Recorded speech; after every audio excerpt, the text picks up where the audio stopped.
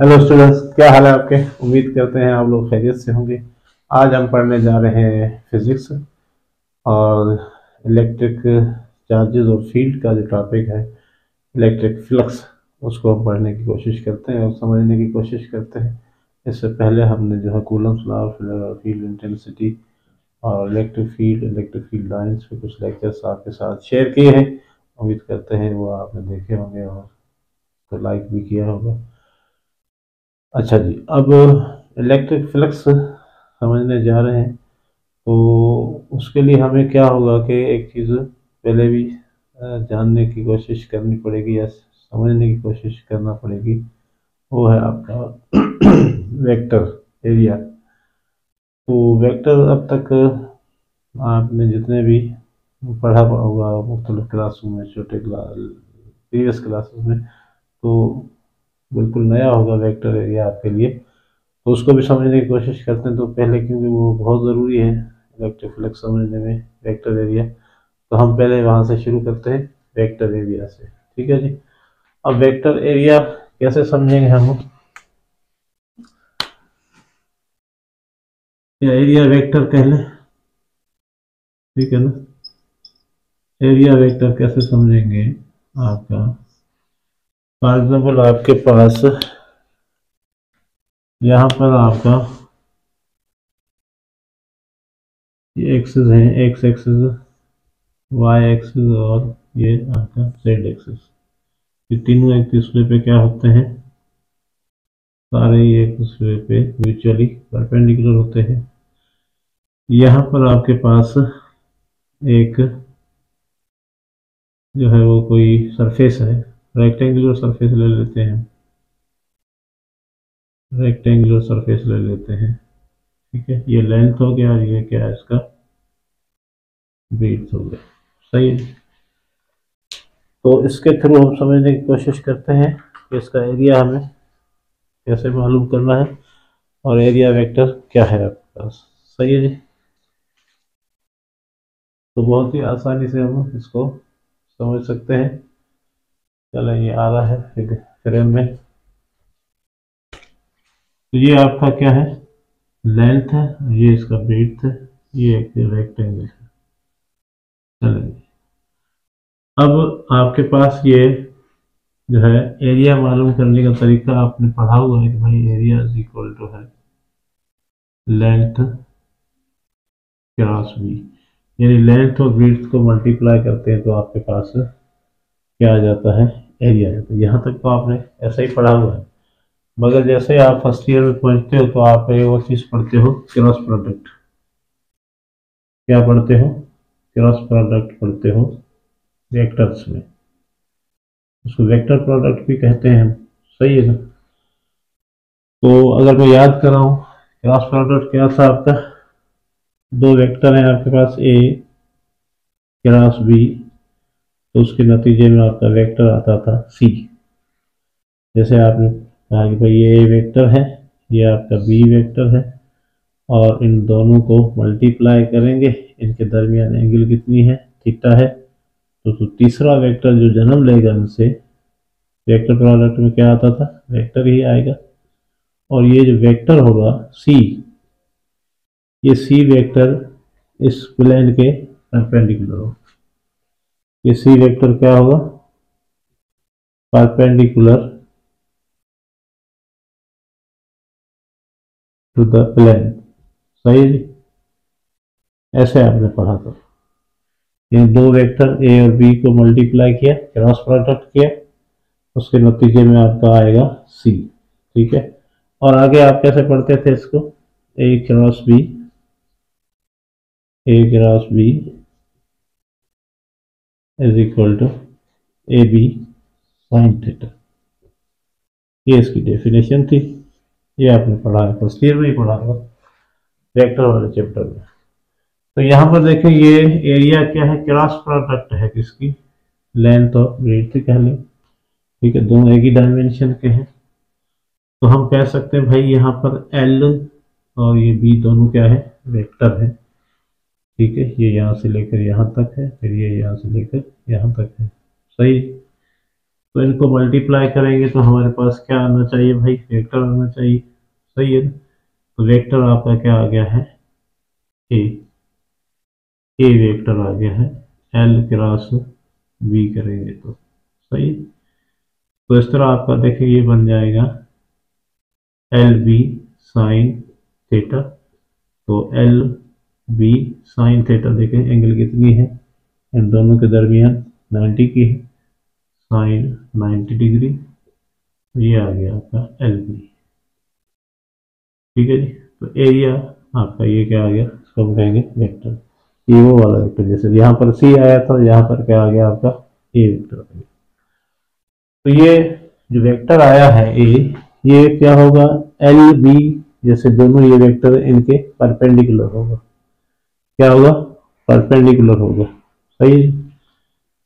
तो यहाँ पर आपका परपेंडिकुलर कैसे, आपका ऐसे निकलेगा बाहर की तरफ या पीछे की तरफ जाएगा। सही है ना?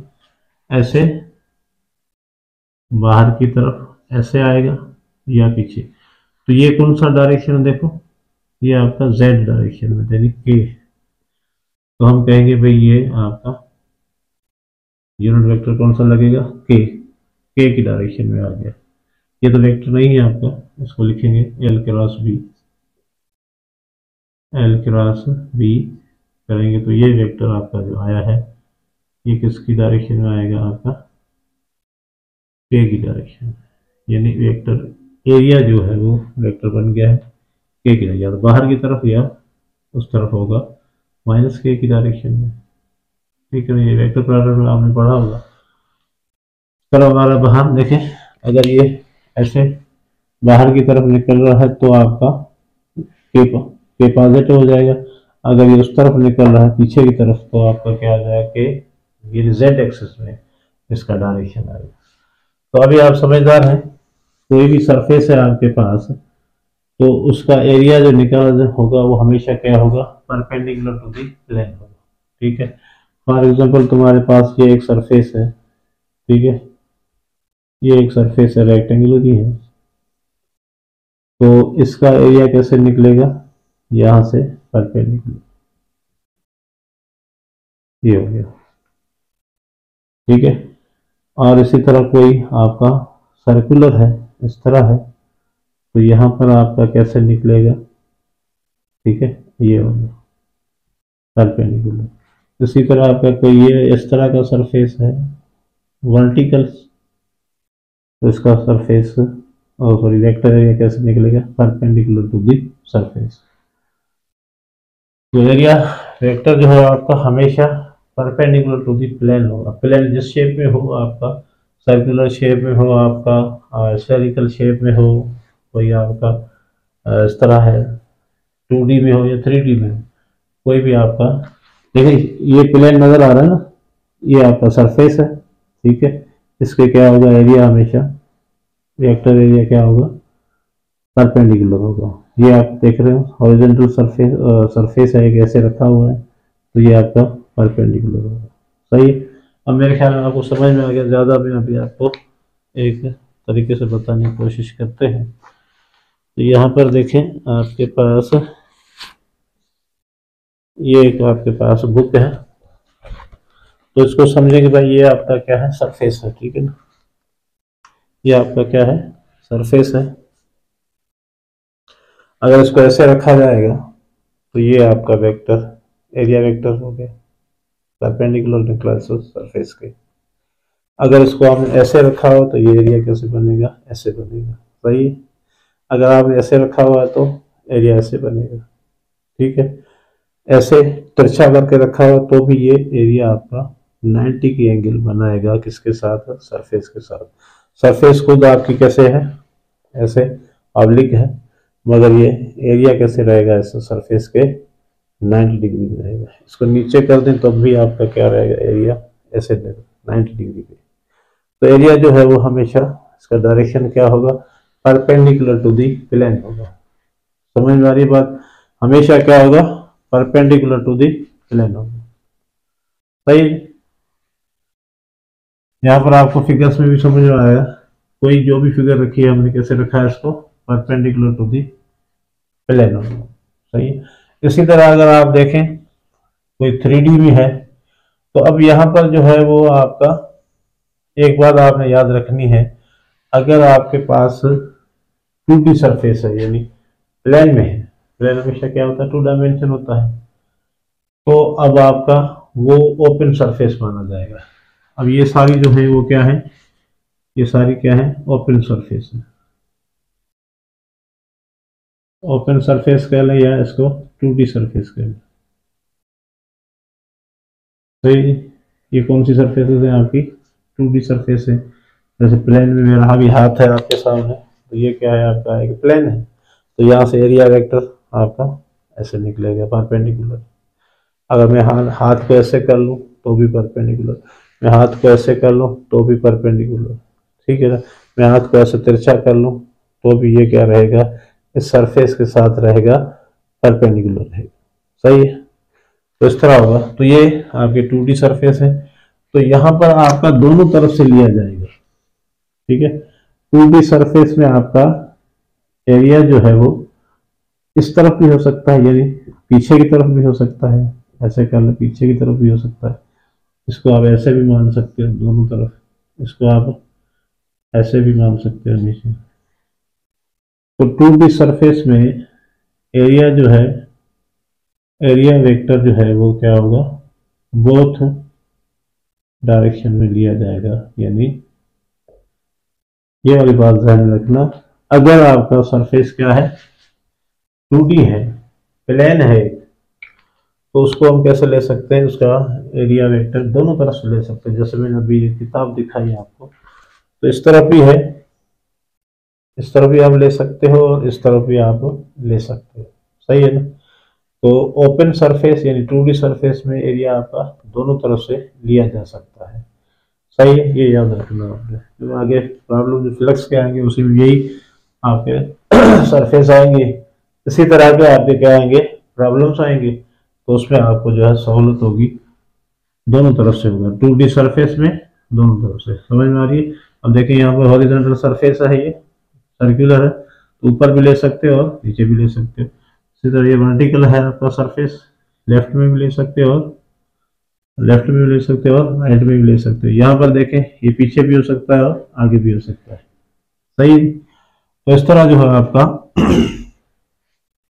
एरिया वेक्टर लिया जाएगा दोनों तरफ से 2D सरफेस में। तो एरिया वेक्टर आपको उम्मीद करते हैं आपको समझ में आ गया होगा कि ये आपका हमेशा perpendicular to the surface, plane surface के परपेंडिकुलर होता है हमेशा, इसका डायरेक्शन एरिया का, एरिया का डायरेक्शन हमेशा कैसे होगा, परपेंडिकुलर टू दी प्लेन या सरफेस होगा। अच्छा अब आ जाते हैं, अगर आपके पास आगे इसकी क्लोज सरफेस भी आएगी, क्योंकि यहाँ आपका फ्लक्स पड़े तो आपके गॉस लॉ वगैरह भी आप लगाएंगे, तो वहाँ पर क्लोज सरफेस के भी प्रॉब्लम आएंगे। तो क्लोज सरफेस में हम एरिया कैसे लेते हैं, 3D, ठीक है जी। 3D में कैसे लेते हैं, डायरेक्शन समझ में आ गई, ये मैंने के लिखी है। अगर आपका एक्स में भी हो सकता है, वाई में भी हो सकता है और या के में भी हो सकता है, सही है। तो 3D सरफेस अगर है आपके पास, ये तो बात तय हो गई कि भाई एरिया क्या है आपका, वेक्टर क्वांटिटी। 3D का मतलब ये है कि अगर आपके पास यही हम प्लेन बनाते हैं, अब 3D में कैसे होगा, एक्स वाई जेड है, तो यहाँ पर आप क्या ले लेते हैं, एक क्यूब ले लेते हैं, सही। यहाँ पर हमने एक क्यूब ले लिया है। अब ये क्यूब जो है वो आपका इस तरह रखा हुआ है, सही।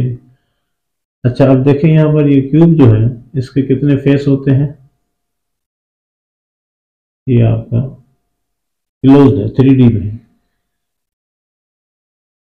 3D सरफेस है आपका, और इसको हम कहते हैं क्लोज सरफेस। क्या कहते हैं, क्लोज सरफेस। कोई आपका क्यूब है, कोई स्फीयर है, इस तरह के इसके जो आते हैं सरफेस, उसको हम क्या कहते हैं, 3D सरफेस कहते हैं। तो यहाँ पर आप देखें ये एक सरफेस आ गया इस तरफ से, तो यहाँ पर एक सरफेस आ गया। ठीक है, अब यहाँ से और यहाँ से ये एक सरफेस आ गया ऊपर वाला, और ये आपका क्या है, नीचे वाला इधर से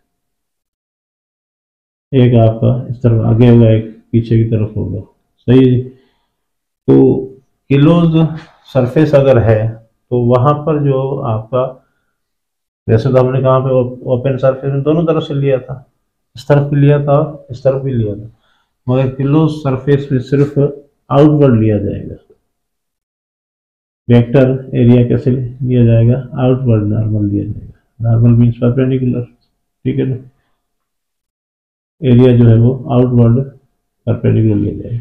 यानी यहाँ से सिर्फ आपने ऐसे लेना है, यहाँ से आपने ऐसे लेना। अंदर भी आप एक ऑप्शन तो बनता था मगर नहीं लिया जाएगा अंदर, यहाँ से सिर्फ ऊपर की तरफ, यहाँ से सिर्फ आपका नीचे की तरफ, और ये आपका आगे की तरफ, वो आपका पीछे की तरफ। यानी अंदर एरिया वेक्टर नहीं लिया जाएगा क्लोज सरफेस में, ये आपने ध्यान में रखना है हाल फिलहाल। बाकी हम जो है डिस्कस करेंगे फ्लक्स क्या होगा इनका, वो हम आगे गॉस लॉ में डिस्कस करें क्लोज सरफेस को। तो अभी हमारा तो है एरिया वेक्टर की बात हो रही है। तो ओपन सरफेस में आप दोनों तरफ ले सकते हो। ठीक है, सरफेस के आगे से भी ले सकते हो, सरफेस के पीछे से, सरफेस के ऊपर से भी ले सकते हो, सरफेस के नीचे से, ये बोथ डायरेक्शन में होगा।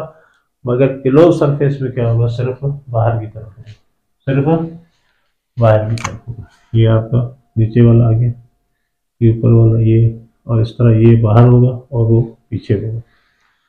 तो क्लोज सरफेस यानी 3D सरफेस में हम क्या करेंगे, आपका एरिया वेक्टर जो है वो सिर्फ बाहर की तरफ लिया जाएगा, परपेंडिकुलर नॉर्मल लिया जाएगा।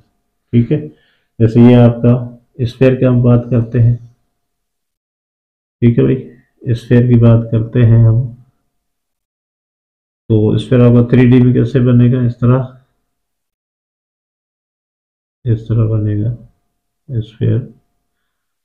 तो यहाँ से जो है स्फेयर का जो सेंटर होगा, वहां से हमेशा एरिया क्या गुजरेगा, सेंटर से। तो ये कैसे गुजरेगा, परपेंडिकुलर। ऐसे गुजर गया तो ये परपेंडिकुलर, इस तरह गुजर गया तो परपेंडिकुलर, इस तरह गुजर गया तो परपेंडिकुलर, इस तरफ गया तो हमेशा एरिया कहाँ से गुजरेगा, सेंटर से गुजरेगा। ये जो सारे मैंने एरियाज लिए वो क्या है, परपेंडिकुलर टू दी सरफेस है स्फीयर के। तो आपसे समझ ये फुटबॉल है एक। ठीक है ना, तो इस फुटबॉल के से जो एरिया है वो कैसे निकल रहे हैं, हमेशा सेंटर से निकलेंगे और उस सरफेस के क्या होंगे, परपेंडिकुलर होंगे। आप इस तरह एक समझ लें।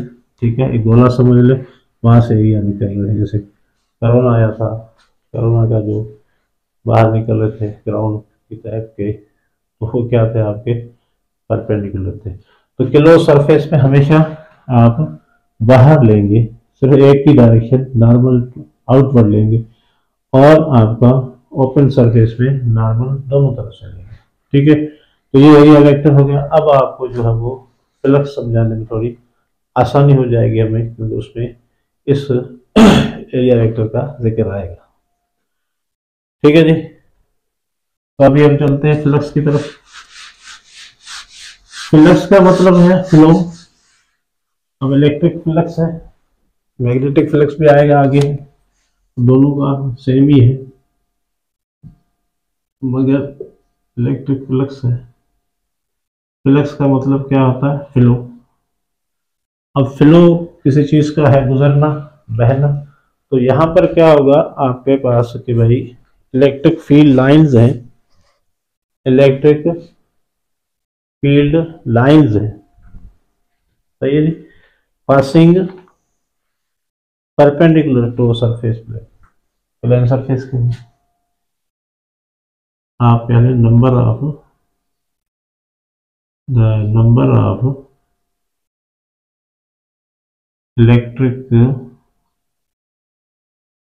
फील्ड लाइंस passing perpendicularly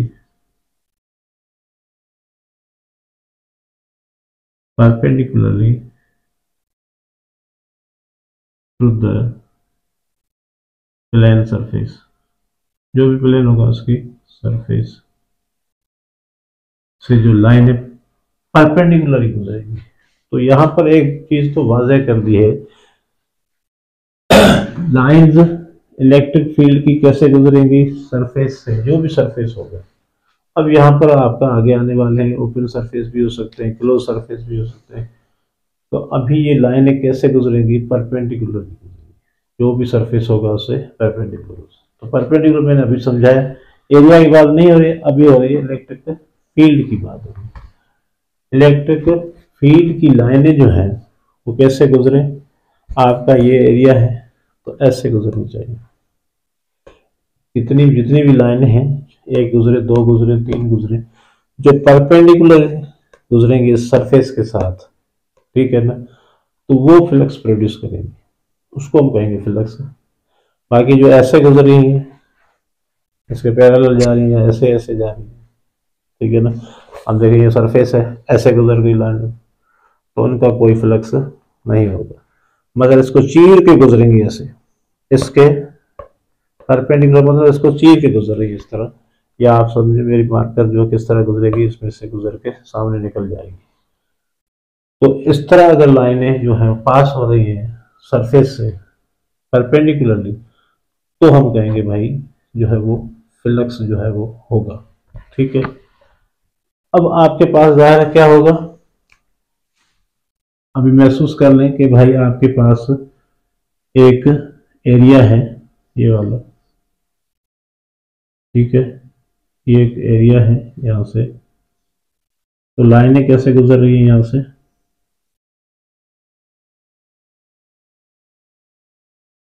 ऐसे गुजर गई। तो अब ये देखें एंगल कितनी बना रही है इसके साथ, 90 की बना रही है, यहाँ से देख लें एरिया के साथ, सॉरी इसको हम कहेंगे इलेक्ट्रिक फील्ड लाइंस। अब इसकी बात कर रहे हैं, बिल्कुल ही आपके चीर के गुजर रही है परपेंडिकुलर, और उस प्लेन के साथ जहां से ये गुजर रही है, तो उस प्लेन के साथ एंगल कितनी बना रही है, 90 की बना रही है, तो इसको हम कहेंगे फ्लक्स। तो यहाँ पर आपका नंबर ऑफ लाइंस कितनी गुजरी है, 2 है, तो फ्लक्स कितना हो जाएगा, 2। इलेक्ट्रिकल फ्लक्स कितना हो गया, इलेक्ट्रिक फ्लक्स 2 हो गया। इसी तरह अगर हम इसी एरिया में से ज्यादा लाइनें गुजर रही हैं, ठीक है ना, ज्यादा लाइनें गुजर रही है इसी एरिया में से, तो अब ये देखें तो आपके पास क्या है,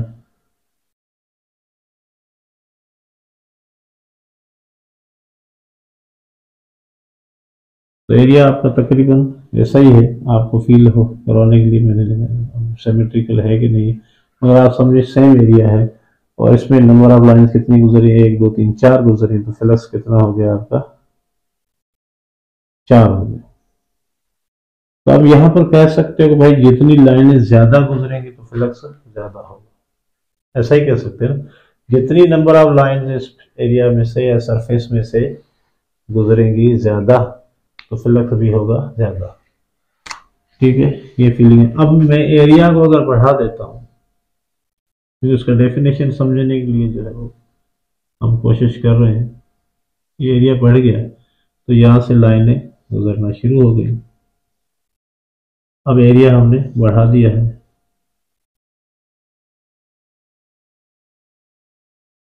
तो अब आप महसूस कर रहे हैं यहाँ पर नंबर ऑफ लाइनें भी बढ़ गई है।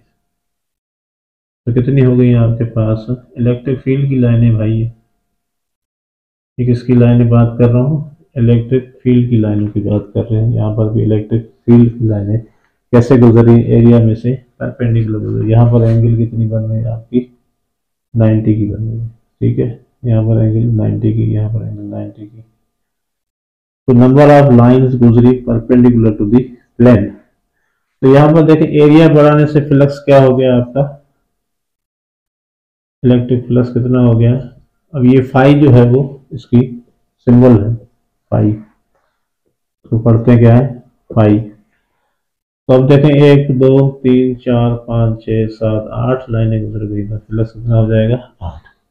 अब यहाँ पर कंक्लूड करें, ऑब्जर्वेशन करें भाई एरिया कम लाइनें गुजर रही है तो फ्लक्स आपका, नंबर ऑफ लाइंस कम है तो फ्लक्स भी कम है, नंबर ऑफ लाइंस ज्यादा है तो फ्लक्स ज्यादा है। अब कैसे ज्यादा हो गई, यहाँ पर जो है वो हमने इसकी डेंसिटी को बढ़ा दिया, क्या कर दिया, बढ़ा दिया इसकी डेंसिटी को, ठीक है ना, ठीक है। तो अब क्या हुआ कि अगर तुम, दो चीजें आ रही है भाई, अगर तुम इलेक्ट्रिक फील्ड की डेंसिटी बढ़ाओ तो ये क्लोज आ जाएंगे एक दूसरे के, आपने जैसे पढ़ा था फील्ड लाइंस में, क्लोज आ जाएगी तो फ्लक्स क्या होगा, ज्यादा होगा। एक और तरीका है फ्लक्स बढ़ाने का कि भाई एरिया बढ़ा दो, एरिया बढ़ाओगे तो नंबर ऑफ लाइंस भी ज्यादा होगी। और नंबर ऑफ लाइंस फ्लक्स है, फ्लक्स को बढ़ाना है तो दो तरीके हैं, या तो आप इलेक्ट्रिक फील्ड डेंसिटी बढ़ाओ, यानी फील्ड को स्ट्रांग करो, फील्ड अगर स्ट्रांग होगी तो इलेक्ट्रिक फ्लक्स ज्यादा होगा, अगर एरिया ग्रेटर होगा तो फ्लक्स भी ग्रेटर होगा। तो इसका मतलब है आपका इलेक्ट्रिक फ्लक्स दो चीजों पे डिपेंड करता है, डायरेक्टली प्रोपोर्शनल है इलेक्ट्रिक फील्ड, और आपका डायरेक्टली प्रोपोर्शनल है किसके लिए, एरिया के। दो चीजों के डायरेक्टली प्रोपोर्शनल आ गया कि आपका इलेक्ट्रिक फ्लक्स जो है वो है क्या, number of field lines passing perpendicularly through a surface. Simple definition है इलेक्ट्रिक फ्लक्स का, एक्चुअली इलेक्ट्रिक फील्ड की लाइंस हैं जो किसी भी सरफेस से परपेंडिकुलरली पास हो जाए तो उसको हम कहते हैं फ्लक्स। किन पे डिपेंड करता है, अगर फील्ड स्ट्रांग होगी फ्लक्स ज्यादा होगा, अगर एरिया ज्यादा होगा तो फ्लक्स ज्यादा होगा, दो चीजों पे डिपेंड करता है, सही। तो अब आपको इसका डेफिनेशन समझाने में हमें और आसानी हो जाएगी कि आपने ये सीख लिया कि दो चीजों पे डिपेंड करता है इलेक्ट्रिक फ्लक्स, किस पे, एरिया पे और इलेक्ट्रिक फील्ड पे, सही। अभी आते हैं आगे इसकी डेफिनेशन को और क्लियर करने के लिए, ठीक है। तो अब आपका जो डेफिनेशन है उसके हिसाब से अब आप कह सकते हो भाई इलेक्ट्रिक फ्लक्स जो है वो mathematically, sorry, phi electric flux, ये फाई है, फाई समझते हो ना आपका, ऐसे करके ऐसे कर दिया, ई में इलेक्ट्रिक फ्लक्स के लिए लगाता हूँ क्योंकि ये निशान है, मैग्नेटिक फ्लक्स का भी ऐसे ही है, तो ई डॉट ए, तो भाई ये क्रॉस, सॉरी डॉट प्रोडक्ट है इलेक्ट्रिक फील्ड और आपका एरिया वेक्टर का, दो वेक्टर हैं हमारे पास, इलेक्ट्रिक फील्ड भी वेक्टर है और इसी तरह आपका अभी अभी आपने पढ़ा एरिया भी वेक्टर है, तो इसका एक डॉट प्रोडक्ट है, दोनों पे डिपेंड करता है डायरेक्टली। तो अगर मैं इसको ई डॉट ए को लिखें तो क्या लिखेंगे, ई ए कॉस थीटा, सही, ये डेफिनेशन बन जाएगी। कॉस थीटा आपका डॉट प्रोडक्ट में आपने पढ़ा होगा कि भाई कॉस थीटा लगता है ए डॉट बी, लिखेंगे वेक्टर ए और बी को डॉट प्रोडक्ट में करते थे तो आपका क्या आता था, ए बी कॉस थीटा, ठीक है जी। तो एंगल उनके दरमियान क्या होगी, अब ये थीटा जो है, थीटा इज द, इसको अभी से क्लियर कर लें, एंगल बिटवीन इसके ई और ए के, ई एंड ए। अब यहाँ पर ये हमेशा हमेशा के लिए याद रख लो भाई, ये थीटा होगा, यहाँ पर जो फार्मूले में आया है ना, ये थीटा जो होगा ये एंगल है बिटवीन वेक्टर एरिया और आपका इलेक्ट्रिक फील्ड के दरमियान, ठीक है। तो इन दोनों वेक्टर्स के दरमियान जो एंगल होगी उसको हमारी क्या होगी, थीटा, वो कास लेंगे हमेशा, कास थीटा लेंगे, सही है। ये हो गया क्लियर। तो आप कहेंगे डेफिनेशन क्या, the number of electric field line passing perpendicularly to the plane या सरफेस, या हम कह सकते हैं कि भाई डॉट प्रोडक्ट है किसका, इलेक्ट्रिक फील्ड और एरिया वेक्टर का, और इसको हम लिख सकते हैं फार्मूला ई ए कॉस थीटा, और थीटा जो एंगल है between electric field and vector area. सही। तो अब यहाँ पर आप देख लें, यहाँ पर हम इसका देखते हैं किस तरह ये होता है। तो अभी देख लें आपके सामने एरिया बनाते हैं वही वाला। तो यहाँ से आपका, ठीक है, तो ये आपका क्या होगा, इस एरिया का डायरेक्शन, एरिया वेक्टर आ गया। और यहां से आप कहें कि भाई इलेक्ट्रिक फील्ड कैसे गुजर रही है, ऐसे गुजर रही है, तो ये इलेक्ट्रिक फील्ड गुजर रही है। अच्छा, इलेक्ट्रिक फील्ड परपेंडिकुलर गुजर रही है। एरिया वेक्टर पहले से हमें पता है ये परपेंडिकुलर है, ठीक है, ये दोनों जो है वो क्या है, परपेंडिकुलर है। दोनों वेक्टर एक दूसरे के पैरेलल हो, सही है ना, दोनों वेक्टर एक दूसरे के पैरेलल हैं, वो भी परपेंडिकुलर। अगर डेफिनेशन हमने अभी भी फिगर में भी हमने परपेंडिकुलर प्लेन के, तो अभी ये ई भी आपका परपेंडिकुलर है और ये भी है, सही है। तो इन दोनों के दरमियान एंगल इस वक्त कितनी होगी, थीटा कितनी हो जाएगी, 0 डिग्री हो जाएगी। तो अभी हम इसका फ्लक्स कैसे निकालेंगे, ई और आपका क्या होगा, ई डॉट ए, तो ई ए कॉस थीटा, ई एरिया कितना हो जाएगा, अगर ये आपका फॉर एग्जाम्पल क्या है, अगर स्क्वायर है, चलें ये आपका एक्स है और ये भी क्या है, एक्स है, तो ये कितना हो जाएगा, एक्स स्क्वायर हो जाएगा। और यहाँ पर कास 0 ले लेंगे हम, कास 0 डिग्री हो जाएगा। तो कास 0 किसके बराबर है, आपका 1 के बराबर है। तो ये आ गया इलेक्ट्रिक फ्लक्स इसका, सही, ये आ गया इलेक्ट्रिक फ्लक्स आ गया। एक्स स्क्वायर आपका एरिया है। अब यहाँ पर क्या था कि दोनों ही आपके परपेंडिकुलर थे अकॉर्डिंग टू डेफिनेशन पर। अच्छा, ये हमेशा आपका इलेक्ट्रिक फील्ड एरिया वेक्टर तो परपेंडिकुलर रहेगा, मगर इलेक्ट्रिक फील्ड की लाइंस जो हैं वो हमेशा, आप जरूरी नहीं है कि सरफेस से परपेंडिकुलर ही गुजरे, मगर हम लेंगे परपेंडिकुलर। ऐसा कहा जा रहा है कि अगर तुमने इलेक्ट्रिक फ्लक्स मालूम करना है तो लाइंस कैसे रखनी है, आपने परपेंडिकुलर टू द प्लेन रखनी है। अगर लाइनें कुदरती तौर पे नेचुरली ऐसे नहीं गुजर रही होंगी, डिपेंड करता है ना सिचुएशन पे, लाइनें तो गुजर रही हैं, कोई पैरेलल गुजर रही होंगी, कोई परपेंडिकुलर गुजर रही है, कोई आपको किसी दूसरी एंगल से गुजरे, मुख्तलिफ एंगलें आपकी गुजरे, तो फ्लक्स तो वही प्रोड्यूस करेंगे जो परपेंडिकुलर गुजरेंगे। हमारे पास डेफिनेशन तो ये है, तो उसको देखते हैं फिर क्या होगा। ठीक है, तो ये पहला केस तो आ गया आपको समझ में कि भाई सिंपल डेफिनेशन है ये। अब हम क्या करते हैं कि अगर किसी दूसरी एंगल से लाइन गुजर जाती है, कौन सी वाली, ये वाली इलेक्ट्रिक फील्ड की, तो फिर क्या होगा, सही है। अच्छा, अब देखो यहां पर यही वाला प्रॉब्लम हम ऐसे कर लेते हैं, ऐसे, तो ये तो हो गया आपका एरिया, ये तो ऐसे ही होता है भाई। और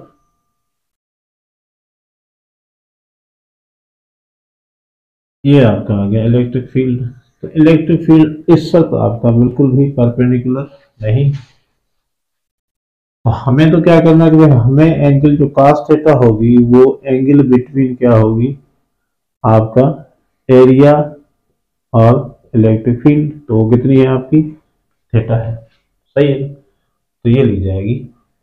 अब इसको आपने क्या करना है, फॉर एग्जांपल लेके आना है, तो ये वाला कंपोनेंट उठाएंगे, इसके दो कंपोनेंट होंगे, कोई कौन कौन सा होगा, इसको अगर हम तोड़ देते हैं तो एक तो ये हो जाएगा इधर, ये वाला कंपोनेंट y कंपोनेंट, और दूसरा बनेगा ये वाला कंपोनेंट आपका, ये आपका थीटा के साथ ही होगा, तो ये बन जाएगा ई कॉस थीटा।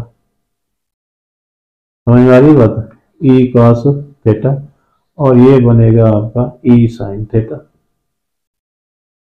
तो अब ये ई साइन थीटा की वजह से क्या फ्लक्स बनेगा, तो हमने तो ये कहा था कि जो लाइन है इलेक्ट्रिक फ्लक्स के, अब दो कंपोनेंट्स आ गए ना, क्योंकि वो किसी एंगल पे जा रहा था थीटा पे, तो हमने इसको तोड़ दिया दो में।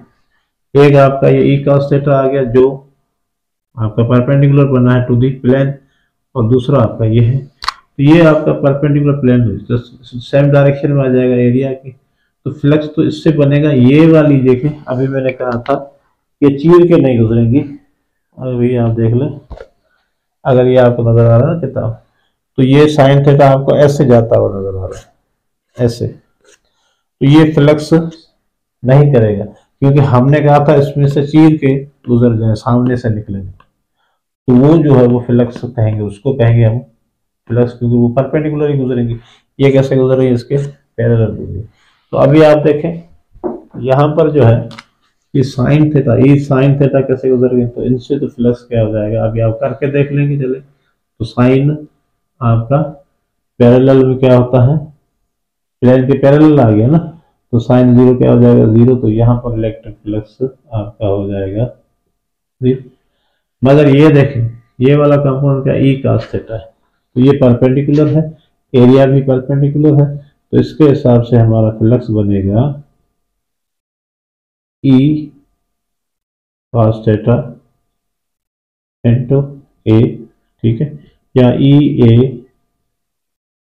cos theta. तो अब यहाँ पर थीटा कितना है भाई, ये वाला लिया जाएगा, एंगल बिटवीन आपका, angle between electric field and area. तो एंगल कितनी है, वो थीटा ही ली जाएगी, सही है। अब यहाँ पर हम एंगल रख के देखते हैं, तो आपको और भी अंदाजा हो जाएगा भाई मैं क्या कह रहा हूँ। तो आपको ये समझ में आ गया है कि भाई यहाँ पर कौन सा कंपोनेंट लिया जाएगा, इलेक्ट्रिक फील्ड का ई cos थीटा लिया जाएगा, ये समझना हमेशा हमेशा के। और थीटा क्या हुआ, एंगल बिटवीन आपका area vector and electric field. कौन सा कंपोनेंट लेंगे, जो परपेंडिकुलर टू दी प्लेन होगा, ठीक है जी। तो इसको और भी वाज़ह कर देते हैं, एंगल रख के दिखाते हैं आपको, और भी वाज़ह हो जाएगा। अब यहाँ पर देखें, ये आपका एरिया आ गया, ये आ गया एरिया। अब यहाँ से ये तो एरिया वेक्टर, ये तो समझ में आ गया। अब इलेक्ट्रिक फील्ड की लाइन जो है वो ऐसे गुजर रही है, एंगल बना रही है इधर 30 डिग्री। तो अभी जो इलेक्ट्रिक फील्ड की लाइनें इधर से गुजरी हैं वो एंगल बना रही एरिया वेक्टर के साथ, कौन सी, 30 डिग्री। तो हमारी एंगल थीटा कितनी हो गई, 30 हो गई। तो आप क्या करेंगे, सिंपल फ्लक्स। अब यहाँ पर कौन सा कंपाउंड लिया जाएगा, जो आपका ऐसे होगा, यहाँ पर ये कितना हो जाएगा, 30 डिग्री, और ये इसके पैरेलल आ जाएगा। अब ये लाइन कैसे गुजरेंगे आपकी, ई cos थीटा वाली इस पे आ जाएंगी, ई cos थीटा इस पे आ गई, एरिया पे आ गई। तो अब हमारा हो जाएगा ई ए cos 30 डिग्री, थीटा की जगह हम क्या लिख देंगे, 30 डिग्री। अब एरिया आपका क्या है, ये है लेंथ इंटू ब्रीथ है, तो आप लिख लेंगे E into length into breadth. cos 30 कितना हो जाएगा, √3/2। ये बन जाएगा आपका इलेक्ट्रिक फ्लक्स। समझ में आ गई। तो थीटा आपका वही रहेगा, और उसका कंपोनेंट कौन सा उठाएंगे, ई cos थीटा, जो परपेंडिकुलर टू द प्लेन होगा। कौन सा, परपेंडिकुलर टू द प्लेन। देखिए यहाँ पर दो, अब इसको आप में और भी आगे करके, अब यहाँ पर मैंने तोड़ा इसको, ठीक है। तो ये हो गया ई cos थीटा, और ये हो गया आपका ई sin थीटा। तो इसकी वजह से फ्लक्स नहीं बनेगा, ये तो ऐसे गुजर जाएगा ऊपर ऊपर से, ये गुजरेगा आपका कैसे, देखो यहाँ से परपेंडिकुलर, सही है।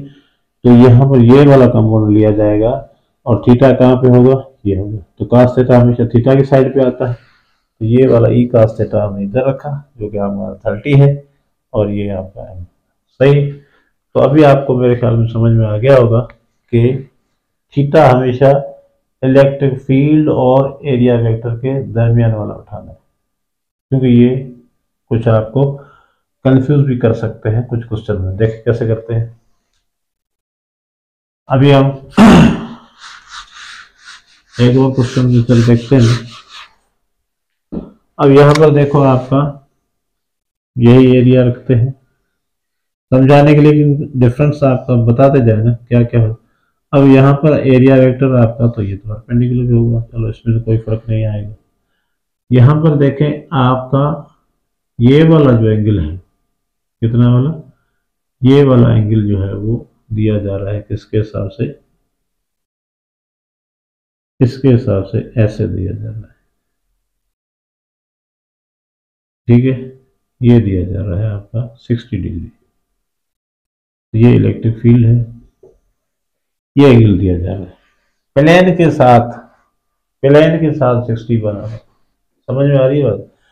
प्लेन के साथ क्या बना रहा है, 60 डिग्री बना रहा है इलेक्ट्रिक फील्ड की लाइन। तो हमें कौन सी एंगल उठाने भाई, हमें तो ये चाहिए एंगल बिटवीन ई एंड ए। तो ये अगर 60 है तो ये कितनी बन जाएगी, 30 डिग्री। तो हमारा फ्लक्स क्या बनेगा, अब यहां पर देखो फ्लक्स क्या बनेगा हमारा,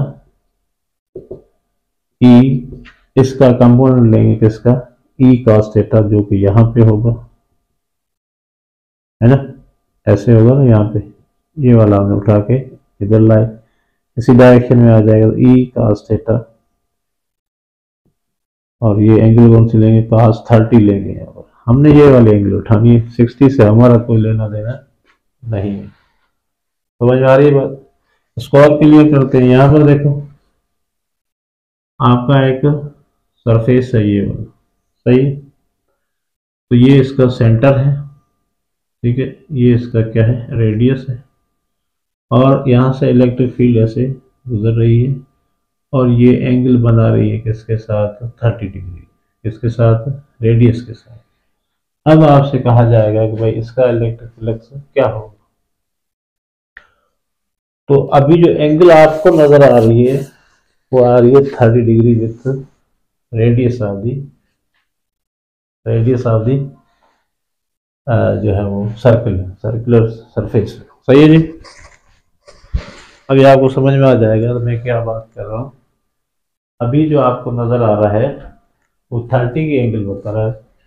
तो ये देखो भाई ये रेडियस की बात है, तो हमने ये देखना है कि भाई angle between, angle between area and electric field. Electric field की तो लाइन ये आ गई, तो एरिया कहाँ है हमारा, एरिया क्या होगा, हमेशा परपेंडिकुलर होगा। एरिया हमने पढ़ा है कि हमेशा सरफेस के परपेंडिकुलर होगा, वो वेक्टर है वो।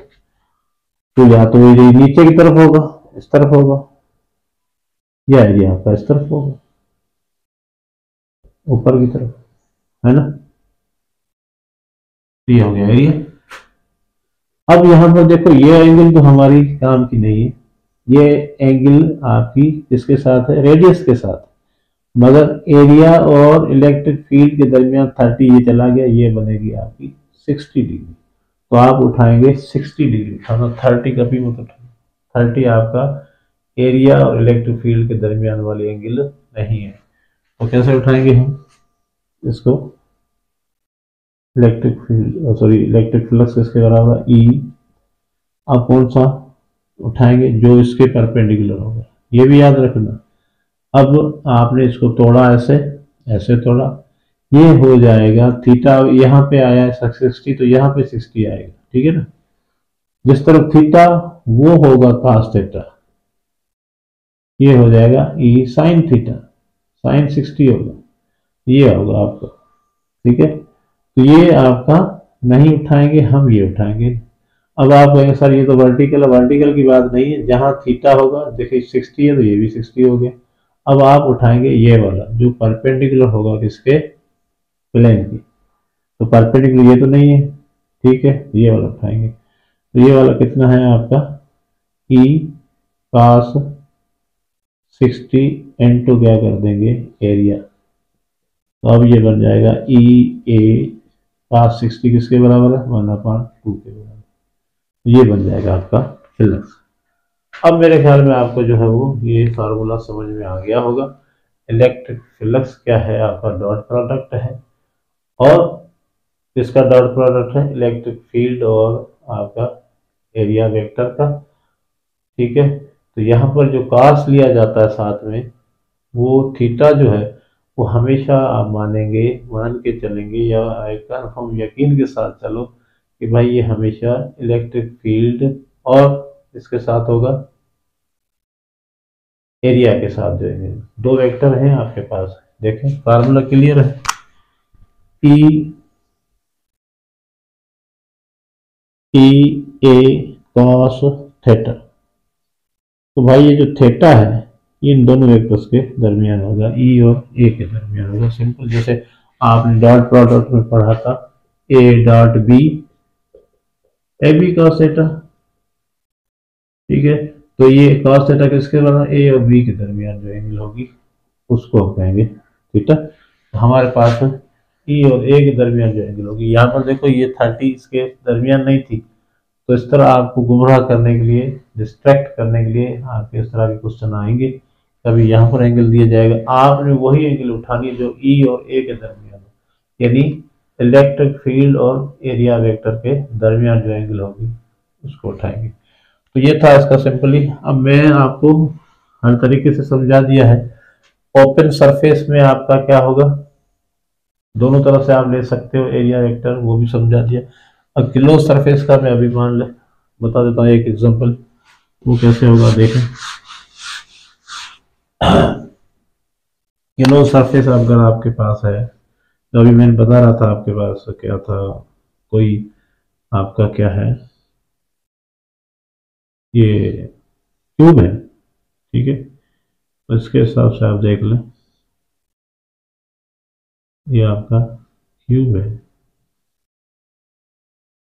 अब क्यूब कैसे बनता है उसको आप मत देखना, भाव कहते हैं ना, इमोशन, वो देखो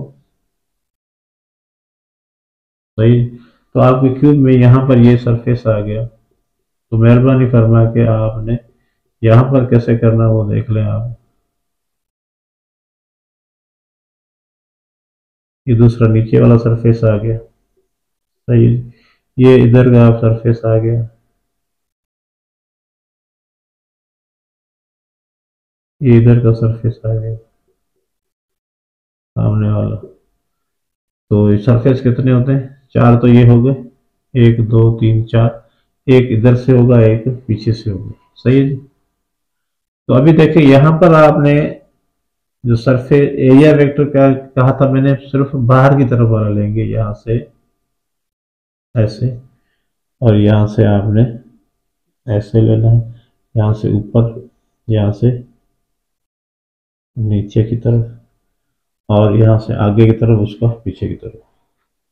तो अभी आपका फील्ड लाइंस आपकी कैसे गुजर रही है, अगर ऐसे गुजर रही है देखो, ठीक है ना, ये इलेक्ट्रिक फील्ड है। तो भाई यहाँ पर इसके तो पैरेलल होगी, तो इसका क्या जवाब आएगा, इसके मैं आगे बताऊंगा गाउस लॉ में। अभी सिर्फ बता, यहाँ पर क्या होगा, इस तरफ होगा तो ई ए, ये एंगल सेम आ जाएगी, ई ए हो जाएगा।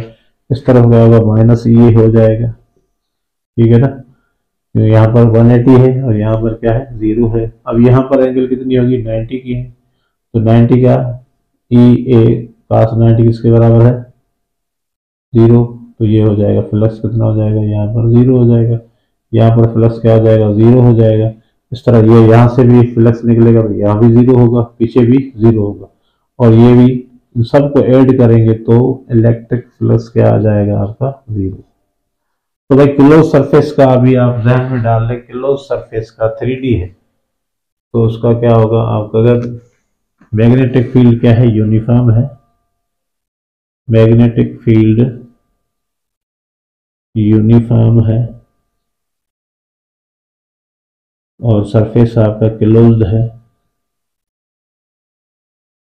ठीक है, या 3D में आता है, तो उसका इलेक्ट्रिक फ्लक्स क्या होगा, इलेक्ट्रिक फ्लक्स क्या होगा, 0 होगा। ये वाली शर्तें आप देख लो। और क्लोज सरफेस अभी मैंने बताया था ना, अब हम इसको जो है वो गाउस लॉ में लेके जाएंगे, वहां पर आपको फिर दोबारा में ये जो है वो क्लोज सरफेस का जो है वो गाउस लॉ के थ्रू भी निकालना सिखाएंगे, उसके बारे में भी हम डिस्कस करेंगे। तो अभी इतना जहन में रखना है कि भाई इसका डेफिनेशन आ गया, और किस तरह जो है वो क्लोज सरफेस का 0 होता है वो भी थोड़ा बहुत मैंने बता दिया। आगे जो है वो आपका गाउस लॉ में, और उसमें हम ज़्यादा इसको जो है तफसील के साथ आपके साथ शेयर करेंगे। तो अभी सिर्फ आपका था इलेक्ट्रिक फ्लक्स की डेफिनेशन और उसका फार्मूला, और मुख्तलिफ तरीक़ों से आपको मैंने बता दिया कि कैसे जो है वो करते हैं इस्तेमाल। तो नेक्स्ट वीडियोज़ में अभी भी इलेक्ट्रिक फ्लक्स पे चलेंगे वीडियोज़, न्यूमेरिकल्स भी चलेंगे, तो आप जो है वो वेट करें उसका। और चैनल को जो सब्सक्राइब करें। और आप अगर वीडियोस अच्छे लग रहे हैं तो उसको क्या करें, लाइक भी कर दें और दोस्तों के साथ शेयर करें। तो मिलते हैं नेक्स्ट वीडियो में। पढ़ते रहो, पढ़ाते रहो।